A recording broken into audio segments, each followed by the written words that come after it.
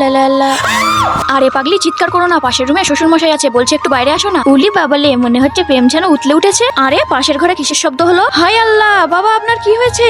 বাবা, ও বাবা কি হয়েছে তোমার? কি জানি রে মা, হঠাৎ মাথাটা ঘুরে পড়ে গেলাম। ঋতু আমি গাড়ি ডাকছি, বাবাকে হাসপাতালে নিয়ে যেতে হবে। না না, তার দরকার নেই। ঋতু মা, তোরা আমাকে ধরে বিছানায় শুইয়ে দে। দাঁড়াও বাবা, আমি ডাক্তার ডাকছি। না রে মা, ডাক্তার ডাকতে হবে না, আমার তেমন কিছু হয়নি, অত চিন্তা করিস না তো। আচ্ছা তোমরা গিয়ে ঘুমিয়ে পড়ো, আমি বাবার খেয়াল রাখছি। বাবা তোমার জন্য খাবার এনেছি, খেয়ে নাও তো। না আমি এসব খাবার খাবো না। তাহলে বাবা আপনি কি খেতে চান বলুন, আমি রান্না করে দিচ্ছি। আমি মাছ ভাত খাবো, আমার জন্য মাঠ থেকে টাটকা বাইন মাছ ধরে নিয়ে আয়। কিন্তু বাবা এই শীতের মধ্যে মাছ ধরতে যাবো কিভাবে? আচ্ছা আমি গিয়ে ধরে আনছি। আরে জামাই তুমি এখানে বসো তো, নিজেই তো ঠিক করে হাঁটতে পারো না, মাছ ধরবে কিভাবে? ঋতু আর লিনা যা। কিন্তু বাবা আমি তো কখনো বাইন মাছ ধরিনি। থাক তোদের যেতে হবে না, আমার মাছ খেতে আর ইচ্ছা করছে না। হয়েছে, আর রাগ করতে হবে না, আমরা যাচ্ছি। বন্ধুরা আল্লাহকে ভালোবাসলে লাইক করো, আর যদি শয়তানকে ঘৃণা করো তাহলে চ্যানেলটা সাবস্ক্রাইব করো। উড়ি বাবা গো, কি ঠান্ডা, মনে হচ্ছে ঠান্ডায় জমে যাবো। এই তো একটা গর্ত, এর ভিতরেই বাইন মাছ থাকে। এই দেখো ভাবি, একসাথে দুটো। এই শীতে কম্বলের ভিতর শুয়ে থাকবো, তা না মাঠে এসে মাছ ধরতে হচ্ছে। ভাল লাগে না, ভাই বললো তাই, না হলে আমি আসতাম না। বাবা খেতে চেয়েছে, না এসে আর কি করতাম বলো লিনা? ভাবি আমার মনে হয় কি আঙ্কেলের কিছুই হয়নি, আমাদের সাথে নাটক করছে। হ্যাঁ লিনা আমি সবই জানি। তুমি সব জেনেও চুপ করে আছো, আঙ্কেলকে কিছুই বলবে না? দেখি না বাবা আর কতদিন পর্যন্ত নাটক করতে পারে। নেক্সট পার্ট দেখতে চাইলে কমেন্ট করো।